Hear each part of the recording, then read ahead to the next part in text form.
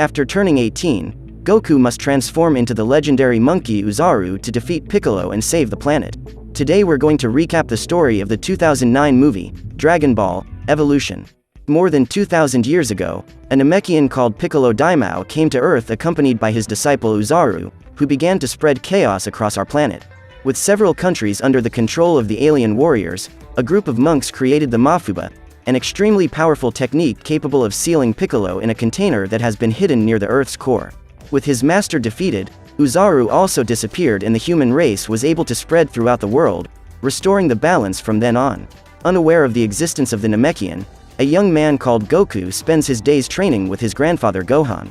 Despite being extremely skilled in martial arts, the young man still can't control his ki and is always defeated by the shadow attack of his grandfather's heron, which unleashes a gust of wind so strong that it sends Goku flying and crashing headlong into some pumpkins.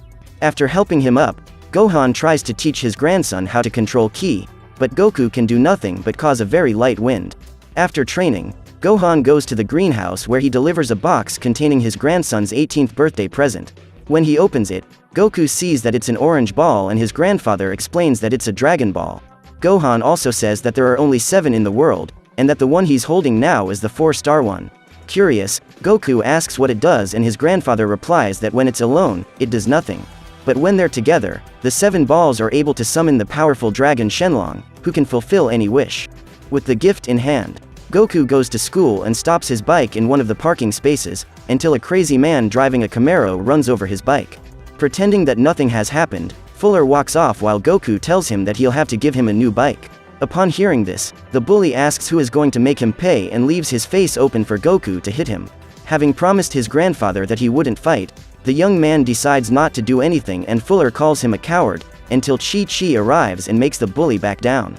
While Goku tries to control his anger, Piccolo is already free and hunting the Dragon Balls. After the Namekian attack her village, a woman called Seiki takes her daughter and hides under the floor of one of the huts.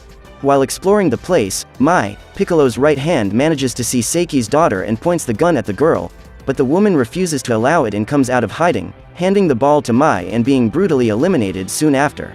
Back at school, Chi-Chi is trying to catch up with an assignment that's stuck in the locker. Goku waits for everyone to move away and tries to use his ki to help her, but since he can't control it properly, he ends up opening all the lockers at once. Seeing the young man running away, Chi-Chi goes after him and asks if he was the one who used the ki, revealing that she is also a fighter. Thinking it's cool, the girl says she's having a party at night and invites him to join in. At home, the young man starts to change and decides to take the ball to impress Chi-Chi, sneaking out of the house while Gohan prepares dinner for the two of them. At the party, Goku meets Fuller's friends who try to bar his entry.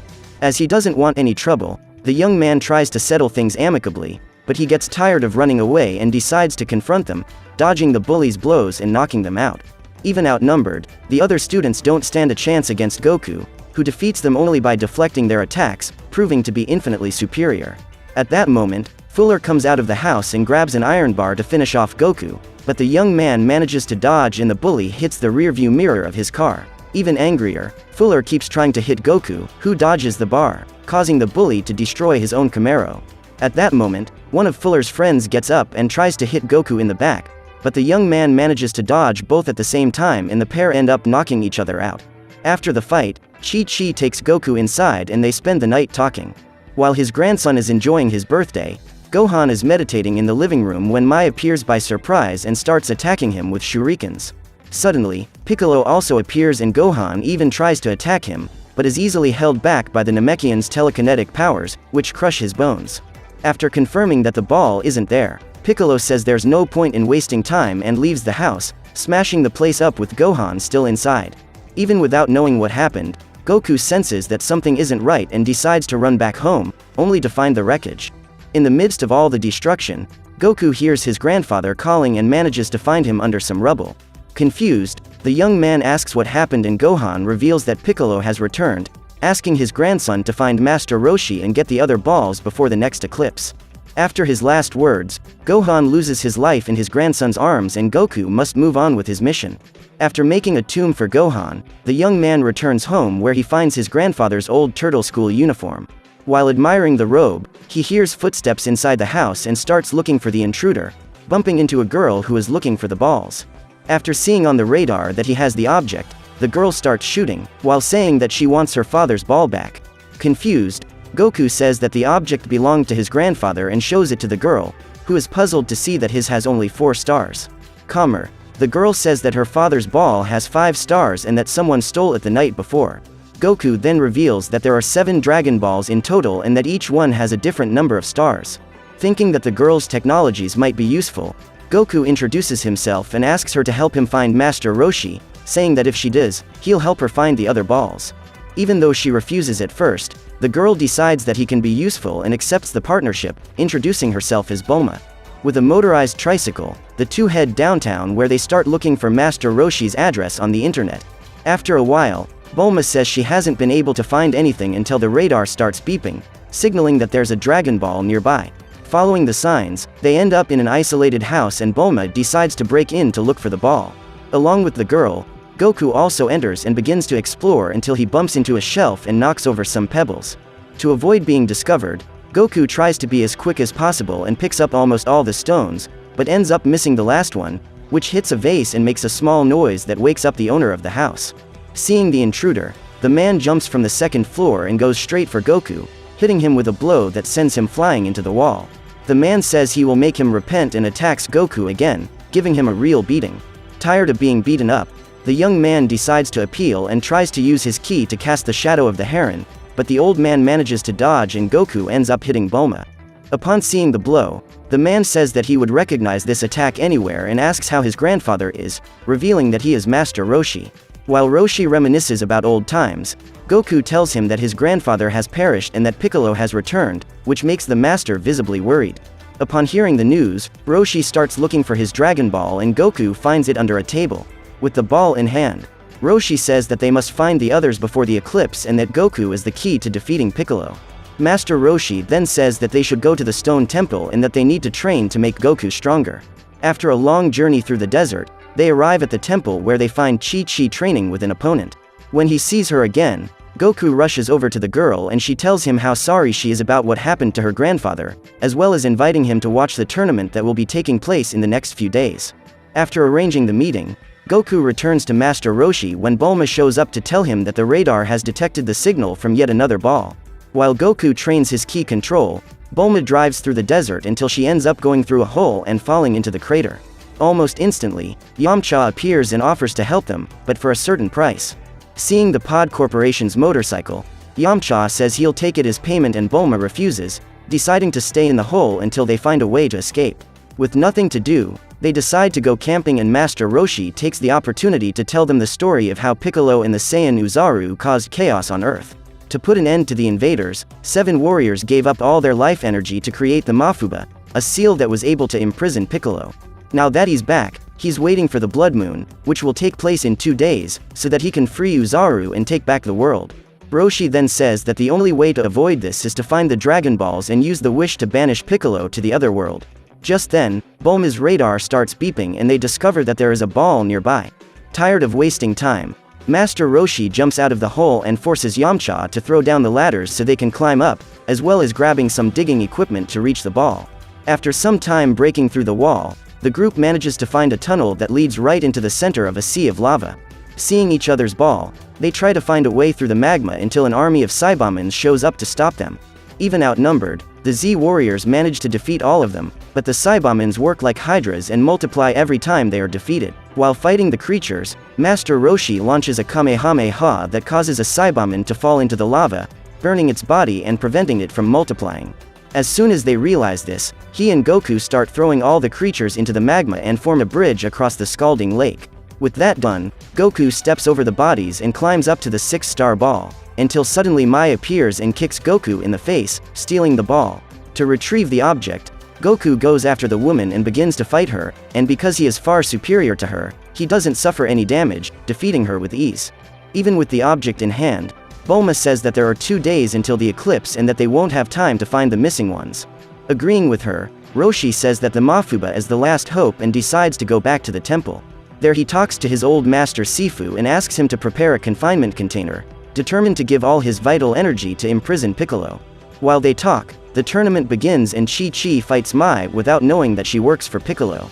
During the fight, Mai manages to cut Chi-Chi and gives up the fight immediately afterwards, taking a drop of her blood with her. Soon after, Goku arrives to talk to the girl and apologizes for not being able to watch the battle, saying that he is on an important mission. After talking to Chi-Chi, Goku goes to the training room where Master Roshi decides to teach him his best technique, the Kamehameha. After giving a demonstration, Roshi says that Goku must practice and asks him to keep practicing until he lights all the torches with his ki. After trying all night, Goku gives up and comes up with the idea of lighting the torches with a candle, but Chi-Chi catches him in the act and tells him it's cheating. To help him, the girl passes on some lessons she has learned and helps him concentrate, allowing him to finally master the Kamehameha.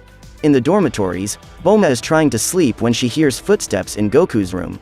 Since the balls are there, the girl grabs her gun and goes to see what's going on, catching Chi-Chi leaving the room. As soon as she recognizes her, Bulma understands that she was with Goku in the room and lowers her gun, apologizing for the scare and letting her go back to her dormitory. As she walks away, Goku appears and Bulma finds it strange that he wasn't in the room with Chi-Chi. Just then, the radar starts beeping and Bulma realizes that the girl has all the Dragon Balls. Desperate, the Z warriors start running after the disguised Mai, who throws a grenade launcher in their direction, creating a wall of fire that prevents them from advancing.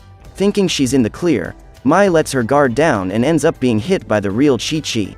As the Z warriors turn around, the two girls start fighting and Goku decides to go through the flames, but as they both look the same, he doesn't know who to help and just watches. Suddenly, one of the copies is knocked down and asks for Goku's help, who immediately attacks the other, but this was a big mistake. While he's fighting with the real Chi-Chi, Mai gets up and shoots Goku, returning to her original form and fleeing soon after. After the enemy has gone, Bulma and the others gather around Goku's body, which is about to perish. To save him, Roshi concentrates all his ki at the tip of his hands and launches a Kamehameha at his disciple's chest, recharging Goku's spiritual energy, and he wakes up almost instantly. With everyone on their feet, Bulma sees on the radar that all the balls have been gathered and Master Roshi tells her that Piccolo must resurrect Shenlong in the Dragon Temple. Ready to leave, the group starts walking towards the car when Master Sifu interrupts Roshi to hand over the Mafuba's receptacle. With the object in hand, they drive towards the Dragon Temple while Piccolo places the 7 balls on the altar. Gathered together, the artifacts begin to react and cause a large pillar to rise from the ground. All this while Goku is wearing his grandfather's old turtle uniform. With everything ready, Yamcha transforms the car into a flying vehicle and begins to approach the peak, where Master Roshi prepares a Kamehameha to stop the conjuration. As soon as he realizes their presence, Piccolo launches a blast of energy that collides with the Kamehameha, creating a shockwave that causes the balls to fall from the altar, as well as destabilizing the car and causing the Z warriors to be thrown out. As Piccolo descends to confront them, Master Roshi sees the Mafuba's receptacle next to him and decides to take the object to imprison the villain. Face to face with the enemy, the Z warrior says he will defeat Uzaru, and Piccolo reveals that Goku is actually a Saiyan called Kakaroto, and that when the eclipse happens, he will turn into Uzaru and eliminate his friends with his bare hands. At that moment, the moon covers the sun and Goku begins to transform, turning into a demonic monkey who starts chasing Bulma and Yamcha. Taking advantage of the distraction, Roshi grabs the receptacle and starts the technique, but ends up being hit by Piccolo's power, falling to the ground badly injured. While running away from the hooded Goku, Yamcha decides to stay behind to distract him and asks Bulma to go ahead, but is easily defeated. Completely insane, Uzaru continues to chase Bulma until he is stopped by Master Roshi, who tries to hold his leg. To get him to let go, Goku squeezes his master's neck while he tries to talk to his disciple, but it doesn't work and Master Roshi ends up losing his life. Inside the Uzaru, Goku mourns the perishment of his master and begins to remember the good times he had, finally gaining enough strength to control the transformation and return to normal. Back in his original form, the Saiyan goes after Piccolo, who throws several bursts of ki at him in an attempt to hit him, but Goku doesn't let it go and hits back with small ki attacks. In a head-on fight, the two aliens go flying while exchanging punches, but their strengths are very similar and they repel each other. As she watches, Bulma is spotted by Mai, who almost shoots her in the head, forcing her to roll into the tunnels. In the middle of the labyrinth, Bulma pulls out her pistols and starts shooting at Mai, who runs along the wall dodging the projectiles. Out of ammunition, Bulma pretends to surrender and says she's going to throw the Dragon Ball, but instead throws a capsule that turns into a tricycle in midair, almost crushing Mai. After dodging the vehicle, the woman goes to attack Bulma when Yamcha appears from behind and shoots her in the back, finishing Mai off. At the peak of the dragon, Goku stands up ready to fight and gathers a large amount of ki for the final blow. With all his energy concentrated in a Kamehameha, Goku leaps towards Piccolo and pierces through the enemy's power, hitting the Namekian at point-blank range. With Piccolo defeated, Goku and the others gather around Master Roshi and come up with the idea of using the Dragon Balls to revive him. After placing all the balls on the altar, Goku summons Shenlong, who appears before them. With the Dragon God in front of them, the Z warriors ask him to resurrect Master Roshi, bringing the man back to life and causing the balls to spread immediately afterwards. Make sure to subscribe and turn on the notifications so you can watch more videos like this. Thanks for watching.